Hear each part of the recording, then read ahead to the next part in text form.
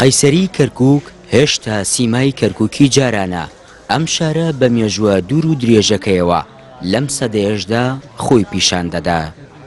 بەپێی ڕیزبەندەکانی یونسکۆ کەرکووک بە 14مین کۆنتری شاری جیهان هەژمار کراوە. یەکێک لە سیما دیار و بەرچاوەکانی ئەم شارەش قەیسەری کەرکووکە. ئەم قەیسەریە لە ڕووی ئەندازەییەوە هونەرێکی تێدا بەکارهاتووە کە ژمارەی دەرگا و ڕاڕەوەکانی گوزارشتن لە ڕۆژ و مانگ و ساڵ. بە نمونە 7 دەرگا و 24 ڕێڕەو و 365 دوکانی لەخۆ گرتووە. ئەم بازارە بازارێکی جارکۆنە وەکە ئەڵێن لە ساڵی 1960 دروست کراوە. ئەوی لەسەر شێوازی مانگ و ڕۆژ و هەفتە. بۆ نمونە 360 دوکانی تێیە گزارش لە ڕۆژەکانی ساڵەکە. 7 دەرگای تێیە بە گوێرەی ڕۆژەکانی هەفتە. 30 فەرعی تێیە بە گوێرەی بڵین ڕۆژەکانی مانگ. 12 شوقەی تێیە بە گوێرەی مانگەکانی ساڵ. جگە لەوە تەبعەن بە شوەیەکی زۆر جوان دروستکراوە.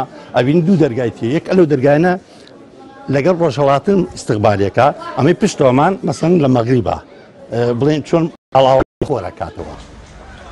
ئەو کەسی کەوا دێ بۆم بازارە سەکە پێکەوە ژیانێکی تاوە لەم شارە لەم بازارە هەیە وان بازارەیشە بەداخەوە لەلایەنی دیاری ئاسارەوە ئیهمال کراوە پێویستەکە دەستێکی پیا بێنە بەرەوەی جوانترین بازار لەم شارە کۆنتترین بازارێکەوە ئەساڵەتی ئەم شارەی پارێزرا.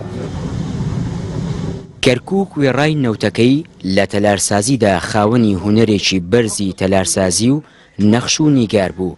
لەم بوارەدا سەبارەت بەم قەیسەریە شارەزایانی مێژوو کە لە پور دەڵێن بێجگە لە جوانکاری کەرەستە و مادەی تۆکمە و بەهێزی تێدا بەکار هاتووە.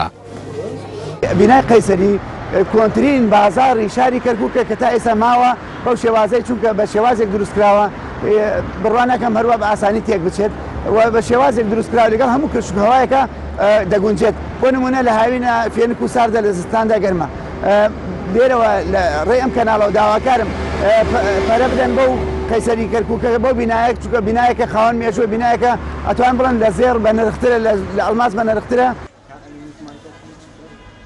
مێژووی بنیادنانی قەیسەری کەرکووک بۆ سەردەمی عوسمانیەکان دەگەڕێتەوە و یەکێک بووە لە شوێنە بازرگانیە گرنگەکان لە سەدەی پێشوودا کە تێیدا زۆرترین ئاڵوێڕی شمەکی تێدا کراوە.